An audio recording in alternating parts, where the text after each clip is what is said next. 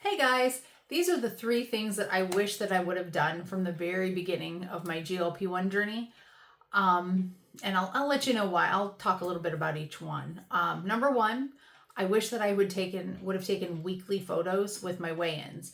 The reason for that being, you can eat all the right things. You can be at your target calorie deficit.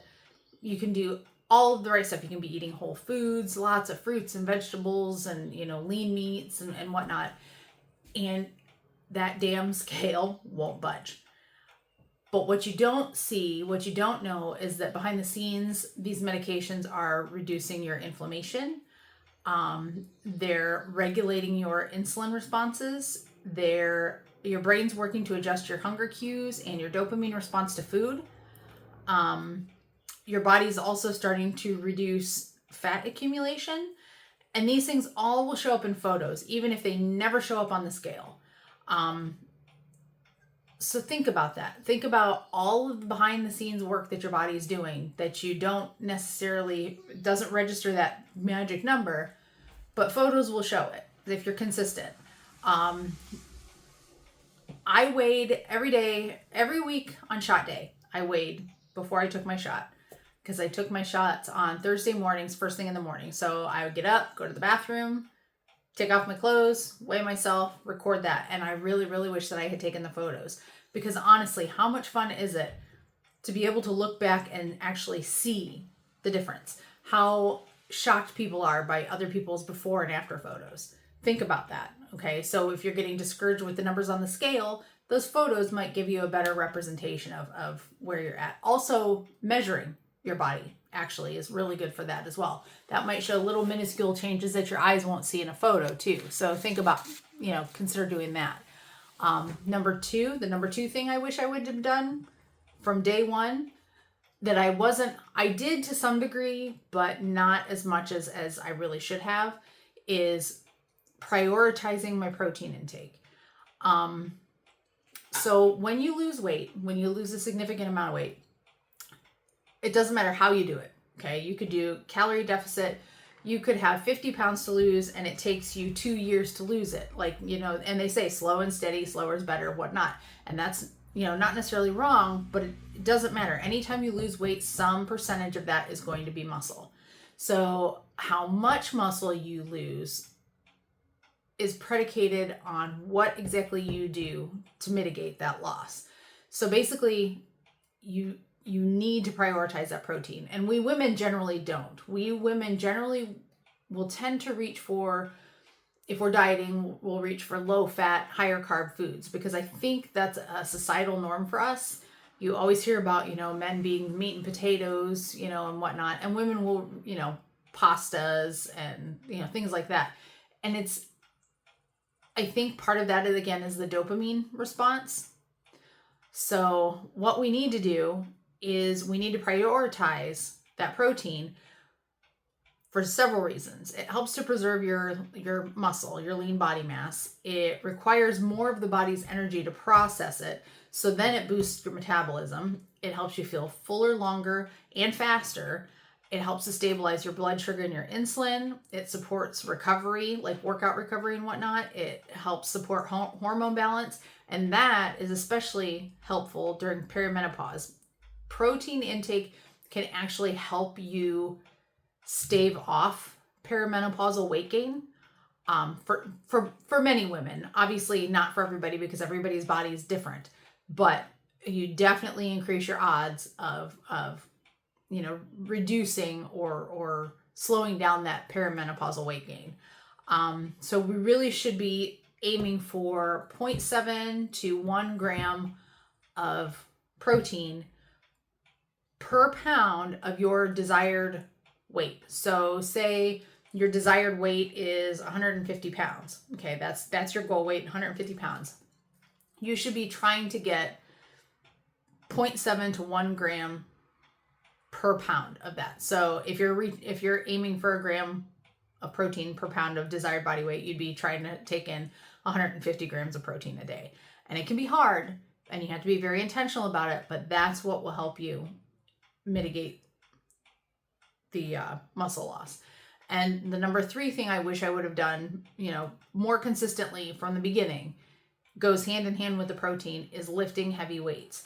The first thing I want to say about that is, please understand that as a woman, you do not have the body chemistry to look like Arnold Schwarzenegger or those crazy jacked bodybuilding girls who are just just huge, and the ones that people often make rude comments about their bodies, looking like men and whatever. You're not going to look like that unless you are taking performance enhancing chemicals to do it. So, that's a very outdated way of thinking. So try to keep that in mind. Lifting heavy weights will actually shape your body into the figure that you want. And as you get more experienced with it, you can actually tweak how you're lifting, how much you're lifting, what exercises you're doing to kind of reshape historically problem areas for you. Obviously, you're not going to completely get rid of a problem. Like, I have hip dips, and it's always kind of driven me crazy. And no matter how much weightlifting I do, that's never going to change. I'm always going to have them.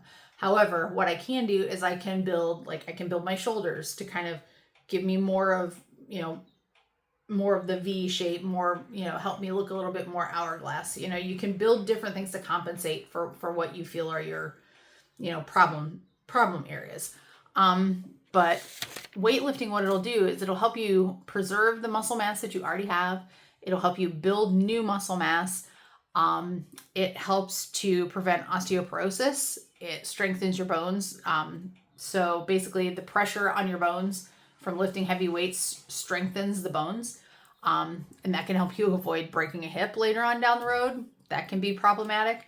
There have been many studies done that proves that lifting weights in women in particular improves your mood. It builds your confidence, and it helps with your mental clarity. And let's be real. In middle age, all of these things take a huge hit, right? Your confidence takes a hit, your mood. Menopausal rage is real. It just is. It's, depression. Depression is a big thing in midlife. Lifting weights consistently can actually help with those things. It increases your serotonin. It helps your body uptake your serotonin and your dopamine.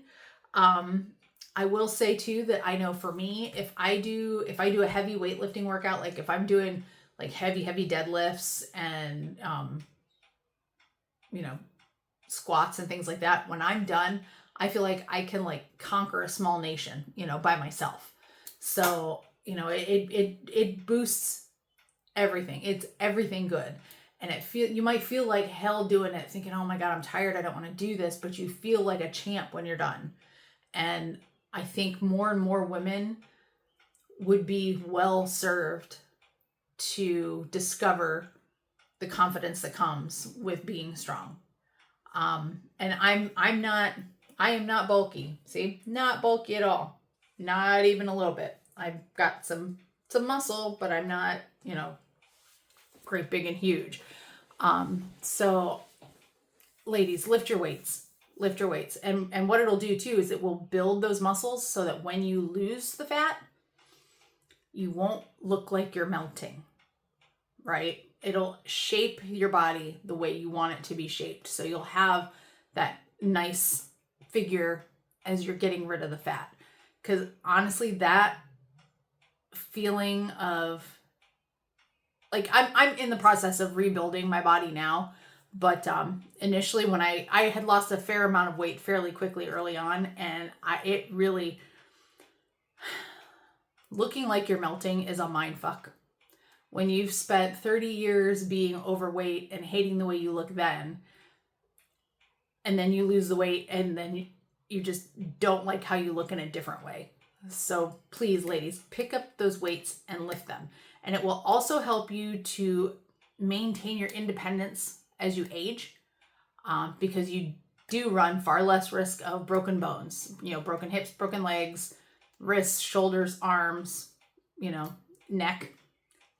It's a lot of those heavy weight bearing joints and bones that will break as you get older. So also keep in mind, heavy means challenging your body to where it has to adapt, and then you just increase that progressively. So you either increase the weight every week that you do that workout, or you increase the number of reps until you get to a certain number of reps, and then you increase the weight. But either way, you're making it more challenging for yourself every time you go back and do that workout. So again, those are the 3 things I really wish that I had been much, much better about from the very beginning. And I really wish somebody had talked to me about this when I first started. I had really no guidance from my provider at that time. Manjaro was a new medication when I started taking it. So he and I were both kind of flying blind, and, you know, we were both doing different kinds of research into the medication. He was looking at more of the medical part of it, and I was looking at more of the end user. So, take my advice. Start these 3 things as soon as you start taking those injections, or as soon as you find this. Even if you've been taking them for a year and you're at your goal weight, but you're not quite satisfied, start doing these 3 things. And I guarantee it will help you in the long run. All right? So you got this, and I got you.